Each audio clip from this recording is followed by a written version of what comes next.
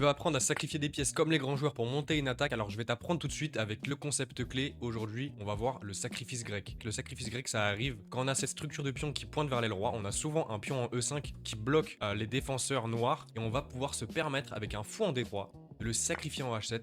Et quand le roi prend, il nous faut impérativement un cavalier qui puisse rebondir en G5 et qui mette échec au roi. Et à partir de là, le roi il a vraiment deux cases, deux choix. C'est soit G6, il se cache derrière le cavalier, soit il retourne en G8. Pour savoir si le sacrifice grec fonctionne, il faut toujours calculer si le roi va en G8, qu'est-ce qu'on fait. Le truc à savoir, c'est dame H5. La dame peut coulisser rapidement et venir mettre un échec et mat, il a pas le choix. Je vous ai mis une variante illustrative pour essayer de voir s'il peut s'enfuir. Vous voyez là, il a la tour qui le bloque, donc disons tour E8, dame prend F7, il va revenir mettre un échec et ça va finir par faire échec et mat.